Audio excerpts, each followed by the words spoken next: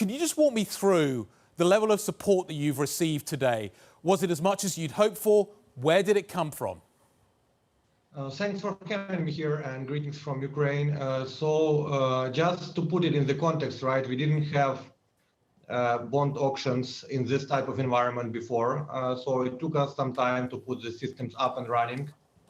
So I wouldn't say we had any expectations for this auction. We launched this instrument today, and getting short of $300 million was already a good achievement. But what is more important, that our mailboxes are full with the requests from international investors how to get to those bonds. And with that, we're going to continue printing this instrument, but we need to sort out some bottlenecks, which are mostly, I would say, on the primary dealers or bank side at the moment of time. Our systems are up and running, and our treasury operations are up and running.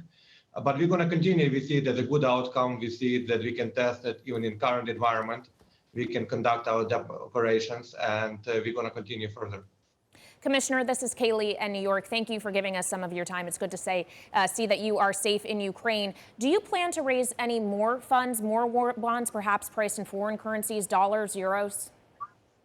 We discuss multiple options at the moment of time. Obviously, the number one priority for us is the concessional funding, and we have massive support on that front. Our minister was today speaking on the G7 Ministers of Finance meeting, and we expect the outcomes of those meetings to materialize in the emergency financing for Ukraine.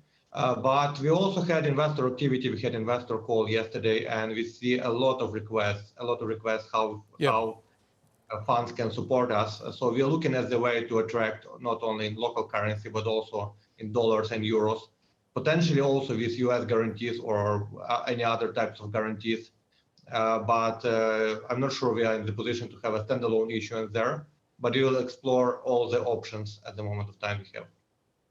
Currency controls are currently in place. How big a problem are those? Look, currency controls are in place due to the obvious reasons, but they are one way, right? So it's hard to expatriate, pretty much impossible at the moment of time. We still look at it as a short-term measure once the situation normalizes and Russian troops are withdrawn. But if there are no problem to invest effects in Ukraine, so their exchange rate is there, central bank can provide hryvnia liquidity, and we can obviously channel it through the bonds to the treasury operations. Commissioner, Ukraine had just under $300 million of dollar bond coupon payments due today. Have international investors received those interest payments? Has that cleared? Yes. As we said, and we were always vocal for the last 5 years, that we honor our debt obligations. So that was, to the best of my knowledge, it is in the clearing systems already. I'm not sure whether all investors got their proceeds already just because of the nature of the clearing systems operations, but those funds were released from Ukraine already fully. In terms of what your funding requirements are right now, what are you going to be using this money for? How much additional funding do you need? I'm just curious as to the planning that you're now putting in place, the timeline that you're working on. How are you thinking about this? Look, it's a very interesting exercise because your planning moves from a yearly planning to pretty much up to a month's planning now.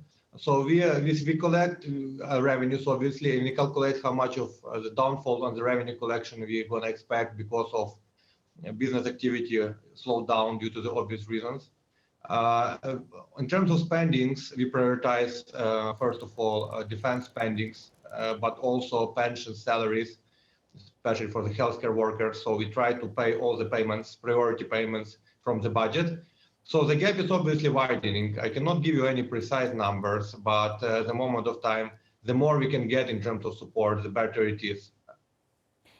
Commissioner, so what else would you like to see from the West? We've seen countries pledging to provide weapons, to provide funding. What does Ukraine need?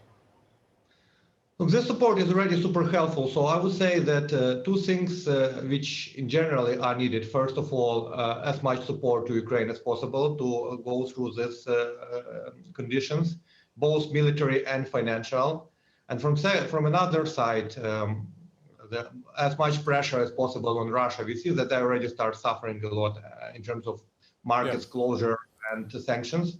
And pretty much the whole game is how long we can last, and we will last for as long period of time as we can, and how quick they can be defeated through all these measures. Our military is strong. Our financing should be backed up from the partners, and then that's the recipe for a win.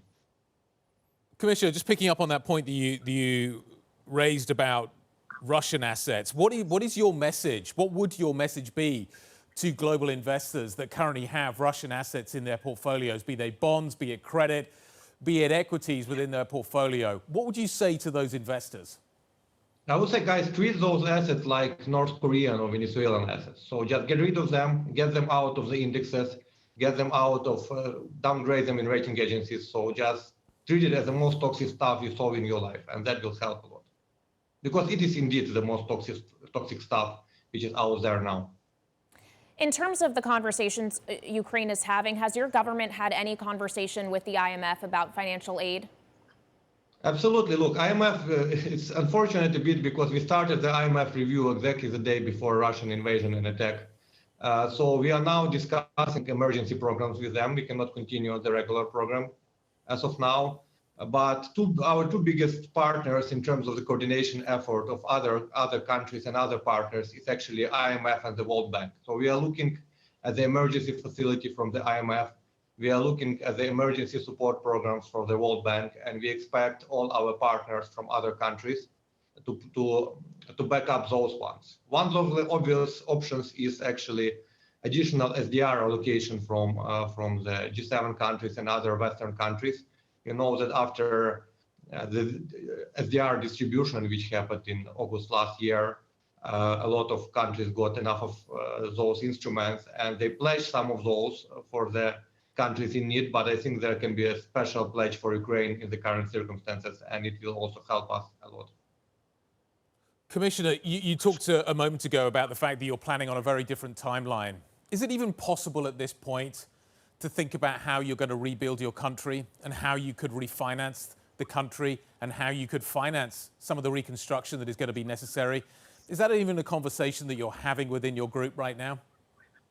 Look, we have two-stage approach. First, we need to win the war and finance us through this period of time. Obviously, the second stage will be rebuilding what is currently being damaged by Russia, and you know that they are desperate to get advance on land, so they're shooting our infrastructure from the air at mass. And once we are done with the first task, obviously we'll come to the second one and we'll calculate what is the damage. And I would expect that to be covered with the grant financing rather than borrowing.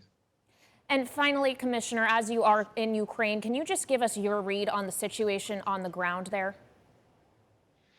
Yes, to the extent possible. I'm not a big military expert, but everyone in Ukraine has to be one now. So what I can tell you is that Russian army didn't advance and capturing any major city or town. They passed by some of very small ones, and even in those ones, people are opposing them being present there. But we also notice that they are very much demotivated in the way. So a lot of people were just put there, telling them they go for like military training and people will welcome there, which is not the case, and they are being just simply shot down. So on the ground, we stand firm. They try to hit us over the border with missiles and stuff like that. But at the moment of time, the one picture from today I can point you to, there were lines to the ATM machines in Russia and lines in Ukraine to the places that they could get rifles. So that's the difference in terms of the impact and perception on the ground.